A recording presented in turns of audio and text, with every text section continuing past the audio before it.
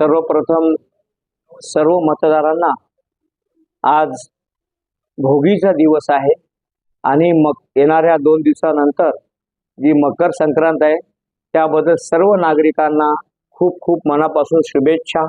हे वर्ष आपणास सुख समृद्धी आणि भरभराटीचं जावो। आपल्या आरोग्याच्या दृष्टीने आपल्याला सर्वांना या ठिकाणी परमेश्वर अतिशय चांगल्या प्रकारचं आरोग्य प्रदान करो। आज आपण जो प्रश्न विचारला की आज मतदान प्रचाराचा शेवटचा दिवस आहे आणि शेवटच्या दिवशी आपण जनतेला काय आवाहन करणार। आज नवी मुंबई महानगरपालिकेची सार्वत्रिक निवडणूक गेल्या 11 वर्षानंतर होत आहे आणि ह्या ठिकाणी 2015 मध्ये आमच्या कन्या मेघाली मधुकर राऊत ह्या ठिकाणच्या सर्व मतदारांनी त्यांना भरघोस मताने निवडून दिलेला आहे आणि तेव्हापासून महानगरपालिकेच्या माध्यमातून दुसऱ्या महासभेपासून नगरसेविका मेघाली राऊत ह्या सभागृहामध्ये बोलत आहेत। आपल्या वार्डाच्या समस्या, आपल्या नवी मुंबईच्या समस्यावर त्यांनी अनेक वेळी सभागृहामध्ये बोलून त्या प्रश्नांना वाचा फोडलेली आहे। परंतु आज नागरिकांना मी आवाहन करतो की पुन्हा एकदा आपल्या प्रभागाच्या कन्या ज्यांचा जन्म सुद्धा ह्याच वार्डमध्ये झालेला आहे आणि ह्या ठिकाणी अनेक वर्षापासून काम करत असताना मतदान रूपी आशीर्वाद द्यावे अशा प्रकारचे मी या ठिकाणी आवाहन करतो। सर, राजकारणाची पातळी खूप खराब झाली अशी चर्चा सगळीकडे होत आहे। प्रभाग क्रमांक 11 या विभागामध्ये कालपासून एक क्लिप व्हायरल होती, त्याबद्दल काय? क्लिप व्हायरल होण्याचं कारण असं आहे की शिवसेना शिंदे गट आणि भारतीय जनता पार्टी या दोघांमध्ये स्पर्धा लागलेली आहे। स्पर्धा की मी जास्त पैसे वाटतो की तू जास्त पैसे वाटतो आणि या ठिकाणचे गेल्या 30 वर्षापासून असलेले नगरसेवक या ठिकाणी पैसे वाटत आहेत। या ठिकाणच्या स्थानिकांना सांगतात की आम्ही गेल्या 30 वर्षापासून त्या कोपरखैरण्याचा विकास केलेला आहे, परंतु जर विकास केला असता तर आज आपल्याला पैसे किंवा ज्या काही गोष्टी महिलांना लागतात त्या वाटण्याची आपल्याला काय गरज पडली असती। आणि म्हणून आपण लोकांसाठी काय कामं केलेत हे आपण दाखवायला पाहिजे। लोकांना लालच देऊन त्यांची मतं घेऊन या ठिकाणी आपण जे काम करत आहात ते अतिशय चुकीचं आहे। हा लोकशाहीचा खरं म्हणजे अंत म्हणावा लागेल।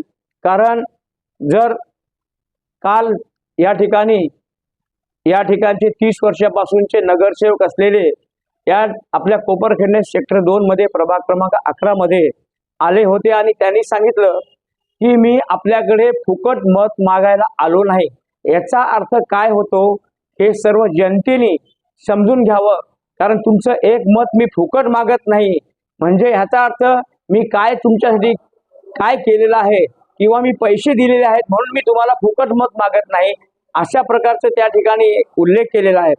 या 90 सालापासून या विभागामध्ये आम्ही कामं करतो आणि ह्याच व्यक्तीसोबत आम्ही गेली 30 वर्ष काम केले। ह्या माणसाला मी अपक्ष 3 वेळ निवडून आणलेला आहे, 2 वेळ पक्षामधून निवडून आणलेला आहे। परंतु आज रोजी ह्या माणसासोबत, ह्या व्यक्तीसोबत जी मंडळी गेले 30 वर्षापासून 35 वर्षापासून काम करत होती, आम्ही कमीत कमी 10 ते 12 लोक ह्या माणसासाठी अतिशय पोटतिडकीने निस्वार्थपणे काम करत होतो। परंतु आज त्या लोकांमधला एकही व्यक्ती आज या व्यक्तीजवळ नाही आणि म्हणून का नाही हे ह्यांनी स्वतःचं आत्मपरीक्षण केलं पाहिजे। कारण एक व्यक्ती चुकीचा आहे का 12 व्यक्ती चुकीचे आहेत, अशा प्रकारे या ठिकाणी मी त्यांना सांगतो। आपण जर सेक्टर 2 आणि 3 ची अवस्था लोकांमध्ये सांगता की काय अवस्था आहे, मी त्यांना सांगतो की कंडोनियमचा भाग आपल्या वार्डमध्ये 80% आहे, 20% हा बिल्डिंग आणि रो हाऊसचा या परिसरामध्ये मेघाली राऊत यांनी गेल्या 10 वर्षामध्ये 45 कामं केलेली आहेत आणि याचा अहवाल आपण जनतेपर्यंत पोहोचवलेला आहे। जर यांना वाटतं की आम्ही कामं केले नाहीत तर त्यांनी त्या पद्धतीची एक तरी चूक आमची काढून दाखवावी। आणि राहिला प्रश्न कंडोनियमच्या अंतर्गत जे या लोकांना सांगतात, उलट्या सुलट्या भूलथापा देऊन समजवतात की या ठिकाणी कामं केली नाहीत, या ठिकाणचे कामं फक्त आणि फक्त मीच केलेले आहेत. परंतु मी सर्व नागरिकांना सांगतो की कंडोलीमच्या अंतर्गत काम महानगरपालिकेच्या माध्यमातून, सरकारच्या माध्यमातूनच बंद होती. या ठिकाणी आपण काही करू शकत नव्हतो. मीच नाही किंवा आपल्या मेघाली राऊतच नाही, तर कंडोलीमच्या अंतर्गत महानगरपालिकेच्या माध्यमातून जे जे नगरसेवक निवडून आले त्यांच्या कोणत्याही भागामध्ये, त्यांच्या कोणत्याही वार्डमध्ये कुठेही 1 रुपयाचं सुद्धा काम केलेलं नाही, काम केल्या गेलं नाही.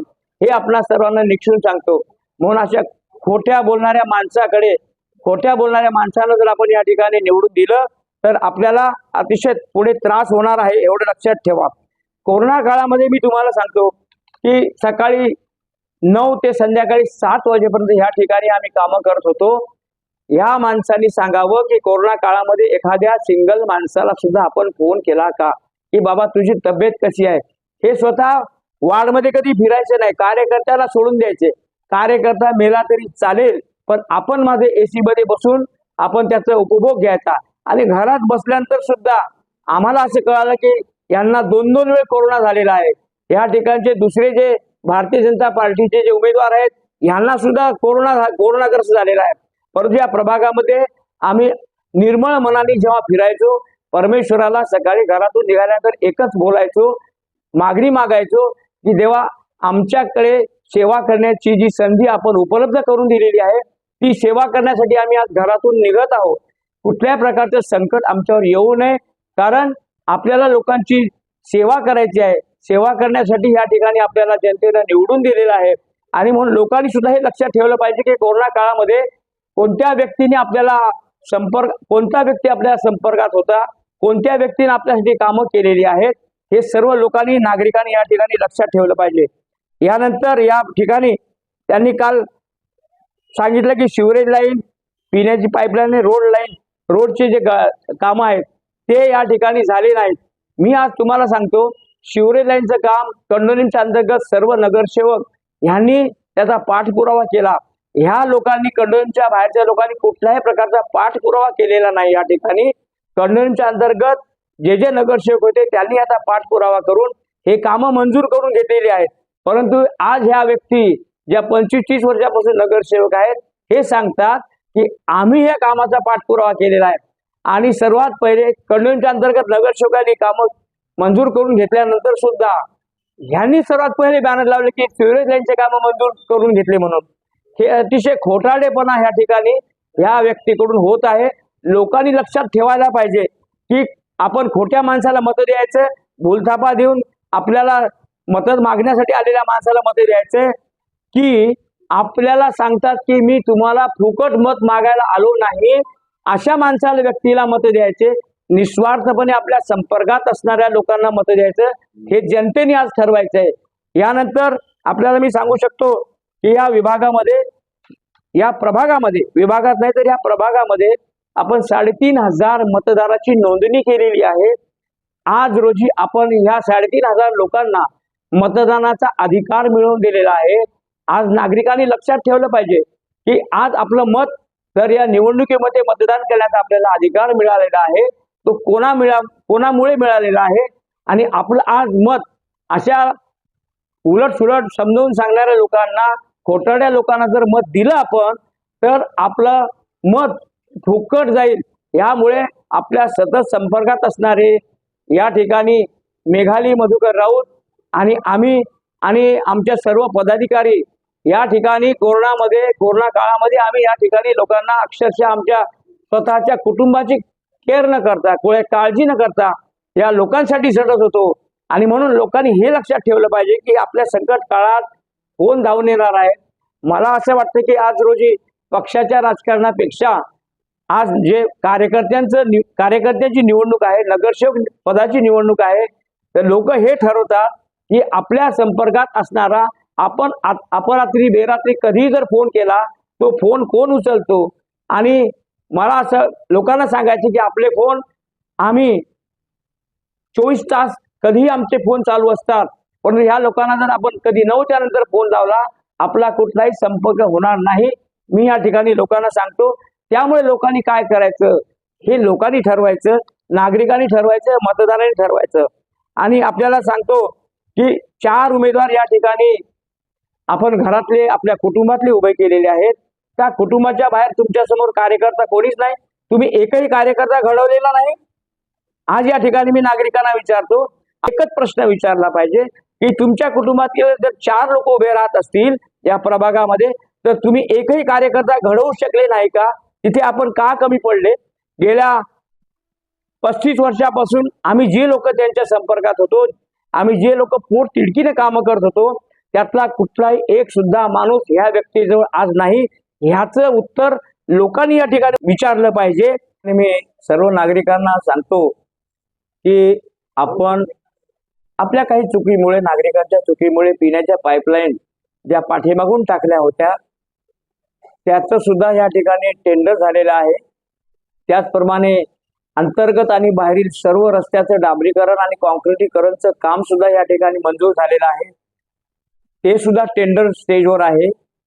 त्यानंतर शिवरेज लाईनचं जे काम कंडोनिमच्या अंतर्गत सर्व नागरिकांनी त्याला प्रतिसाद देऊन सर्व नागरिकांचे या ठिकाणी आम्ही असोसिएशनचे सर्व लेटर घेऊन या ठिकाणी तो जो पाठपुरावा केला, त्याचं सुद्धा शिवरेज लाईनचं काम आज टेंडर प्रोसिजरवर आहे. टेंडर म्हणजे होणार होतं, परंतु ह्याच माणसाने हे कामं निवडणुकीच्या आधी कसे होणार नाहीत ह्याची पूर्ण दखल घेऊन हे अशा पद्धतीचे कामं ही व्यक्ती आजपर्यंत करत आलेली आहे. आम्ही आजपर्यंत प्रभागामध्ये एका कामाची 2-2 वेळ फाईल का बनवत होतो, याचं कारण आम्हाला आज कळालेलं आहे. आम्हाला बरेच लोक, अधिकारी लोक सुद्धा सांगत होते की साहेब ही फाईल गहाळ झाली, ही फाईल त्याचं कारण काय होतं हे आम्हाला आज कळते. म्हणून कामामध्ये अडथळे आणणाऱ्या अशा व्यक्तीला, आपल्या प्रभागाचा विकास करणाऱ्यासाठी जो अडचणी निर्माण करतो अशा व्यक्तीला आपण या ठिकाणावरून परत निवडून देऊ नये, अशा प्रकारचं मी या ठिकाणी आवाहन करतो. आणि आज मी आपल्याला या मतदानाच्या रूपानं या प्रभागामध्ये जे आमच्या पॅनलकडून 4 उमेदवार निवडून आहेत, मी सर्व मतदार बंधूंना आवाहन करतो की प्रभाग क्रमांक 11 मध्ये आमच्या कन्या मागील आपण निवडून दिलेल्या नगरसेविका मेघाली राऊत उभे आहेत. त्याचप्रमाणे त्यांची निशाणी आहे मशाल. प्रभाग क्रमांक 11 मध्ये वैशाली बाबू घोरपडे उभे आहेत, यांची निशाणी आहे मशाल. प्रभाग क्रमांक 11 मध्ये आमचे महाराष्ट्र नवनिर्माण सेनेचे चंद्रकांत डांगे उभे आहेत, यांची निशाणी आहे रेल्वे इंजिन. आणि प्रभाग क्रमांक 11 मध्ये शरद पवार चंद्र गटाचे राष्ट्रवादी पक्षाचे उमेदवार दीपक किसन बदक हे उभे आहेत, यांची निशाणी आहे तुतारी.